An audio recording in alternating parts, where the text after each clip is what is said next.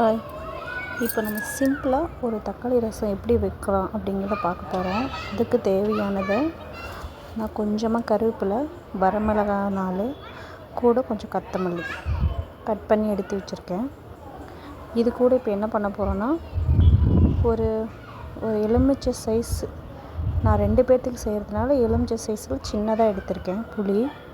கொஞ்சமாக புளி, அது கூட 2 தக்காளி நல்லா நம்ம மிக்சியில் போட்டு மசிச்சுக்க போகிறோம். அதுக்கப்புறம் என்ன பண்ண போகிறோன்னா, கொஞ்சம் உப்பு நம்ம புளியோடையே சேர்த்து இப்போ கரைச்சிக்க போகிறோம். புளியோடு சேர்த்து கரைச்சிக்கிட்டோம்னா நம்மளுக்கு இன்னும் கொஞ்சம் டேஸ்ட்டு கொடுக்கும் அது. ஸோ அதனால் நம்ம அதை புளியோட உப்பு சேர்த்து கொஞ்சம் கரைச்சிக்கிறோம். நல்லா கரைச்சிட்டு கொஞ்சம் நல்லாவே கரைச்சிக்குங்க. அப்போ தான் உங்களுக்கு அந்த டேஸ்ட்டு கொடுக்கும். அது கூட ஒரு 3 பச்சை மிளகாய், பூண்டு, அது கூட சீரகம், இதையும் சேர்த்து, சீரகம் வேணும்னா கொத்தமல்லி நீங்கள் ஆப்ஷனல் வேணும்னா சேர்த்துக்கலாம், இல்லைன்னா நீங்கள் கட் பண்ணிக்கலாம்.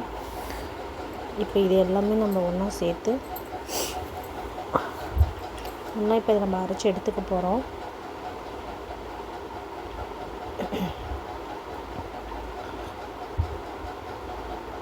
நம்ம என்ன தான் சிக்கன் மட்டன் சாப்பிட்டாலும் அதுக்கு நமக்கு கொஞ்சம் ரசம் கடைசியாக சாப்பிட்டோம்னா தான் அது நமக்கு சாப்பிட்ட மாதிரி இருக்கும். ஸோ அதுக்காக இந்த ரசம்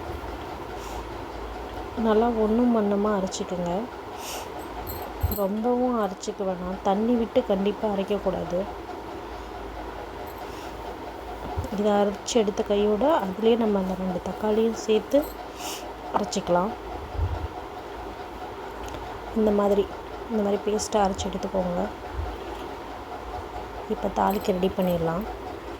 எண்ணெய், கடுகு, அது கூட நம்ம அரைச்சி வச்ச இந்த செலவு, இதை நல்லா எண்ணெயில் மிக்ஸ் பண்ணிவிட்டு கருவேப்பிலை, வரமிளகாய் எல்லாமே, நான் பெருங்காயம் கொஞ்சம் இதிலே எண்ணெயில் யூஸ் பண்ணிக்குவேன். நீங்களும் அதோடு சேர்த்துக்கோங்க. நல்லா இதை வதக்கிட்டு இப்போ நம்ம அரைச்சி வச்சுருக்க தக்காளி, அது கூட கரைச்சி வச்ச புளி 2 ஒன்றா சேர்த்து ஊற்றிக்கலாம். ஆல்ரெடி நம்ம உப்பு போட்டுட்டோம். அப்படி பத்தலைங்கிற பட்சத்தில் வேணும்னா நீங்கள் இன்னும் கொஞ்சம் போட்டுக்கலாம். இப்போ நறுக்கி வச்சுருக்க கொத்தமல்லி, இதோடு மஞ்சத்தூள் கொஞ்சம், நல்லா பாருங்கள் நுரை வந்துடுச்சு. கொதிக்க விடக்கூடாது. நல்ல ஒரு கன்சிஸ்டன்சிக்கு வந்துடுச்சு. தக்காளி ரசம் ரெடி.